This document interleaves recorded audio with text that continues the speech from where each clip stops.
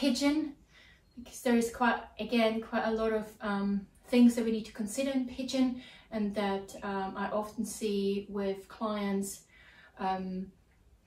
are done in a way that would be quite painful in the long run. Okay, so for pigeon, the way I like to set up pigeon, and there's two pigeons. I'm going to show you the pigeon on the front and then the pigeon on the back as well. So because it really depends sometimes for people. Some days I want to do pigeon in the front, sometimes I want to do reclined pigeon on my back. Okay, so let's start first of all, either a tabletop or a downward facing dog. And then lift your left leg, engage it, breathe out, and then you bring your left knee to your left hand and your right foot to your right hand. And then you lower your leg down. Okay? And what is really important here is that a lot of people say you need to be parallel with the top of your mat. Now, I can't do that. My hips would not allow that. But what is important is that you keep in our yang practice, which I'm talking you through here now, even though it's the same position in yin, but you don't engage the muscles in the same way. So in yang, you keep your left foot engaged and your right foot engaged.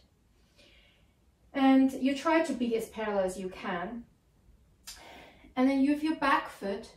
Sometimes it might be important for you to bring a little cushion or a pillow underneath your hip to raise it up slightly. That could be comfortable. But what is important is that there's no pinching in the knee at any point. It should just be a nice stretch on the outer side of your hip, on your ITP. You take your hands to the side, and you can either stay here, or with your next breath out, you come onto your forearms. And maybe that's enough. Or maybe you want to come all the way to the floor, building a pillow with your hands. Or maybe putting your head on a block. I love that. And then as you are in pigeon, again, make sure that there's no pinching in the hip, the knees. If so, you might want to do a reclined pigeon, and I'll show this in a minute. But keep your back one engaged. Sometimes you might want to lift your kneecap. It's up to you. And then to come out, take a couple of breaths here. Breathe in and then push your way back up mindfully. And then we go back into our downward facing dog. We lengthen our right foot. Engage your right foot. And then breathe out, right knee to right hand and left foot to left hand. And then you sink down once more. And maybe this side is different because our hips are anatomically differently shaped. Maybe you're more parallel, maybe you're less parallel. Just again, make sure that your knee is protected and that there's no pinching in the knee. Then the same here, you breathe in, you lengthen, you breathe out, and you come either to your forearms or to your forehead to the floor.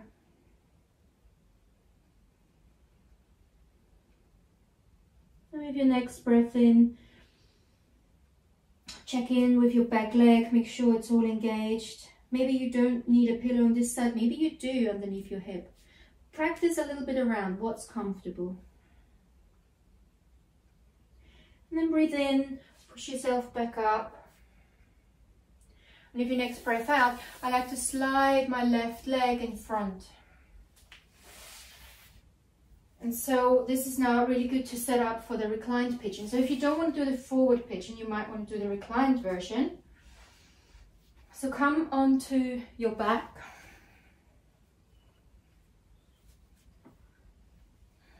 Place your feet onto the mat. And then push for your right leg and bring your left leg up and put your left foot over your right knee, just underneath. And then again, there's different variations here. So either you want to take your left hand and just press slightly the knee out, so you're pushing it away, just really nicely opening up a bit of the space in here. Or perhaps you want to lift your right leg and take your hands behind your hamstring and draw it into your body for a deeper stretch. What I find a lot is that people then flop the right foot, so try to engage your right foot. You might want to bring it even up a little bit. Make sure that your lower back stays connected with the floor, and again that you draw your shoulders down so you don't hunch in and crack your neck here. So we've tried to shoulders down and get your straight neck. And then just enjoy that yummy stretch. And then release, take your hands off slowly and mindfully, place your foot back onto the floor. Take your left foot down. And then I like to windshield wiper my legs a little bit from left to right before I set up onto the other side. So then anchor your left foot, breathe in, bring your right leg over your left so that the right foot is over the left knee. And again, maybe this is different, maybe you just want to stay here, maybe you want to push your knee out slightly. That can be just as intense and as nice. Or breathe in and lift your left leg and then take your hands behind you and draw it into your body. Again, keep your feet engaged. Check in with your neck, your shoulders and your lower back.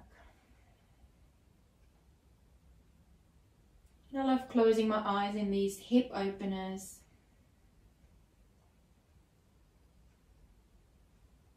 And take as much time as you need in here. If you're ready, just breathe out. Place your left foot down to the mat. Take your right foot down to the mat. And maybe windshield wiper your legs from left to right. Or maybe draw your knees into your body and give yourself a hug. Maybe this is where you want to finish your practice, or maybe you want to rock and roll gently forth and back on your spine, all the way up into a seat, or even into mountain pose for doing some of the other sequences I've already shown you. So I hope you find this useful and really enjoy these hip openers where we release our emotions and stretch out those muscles that really shorten when we sit a lot.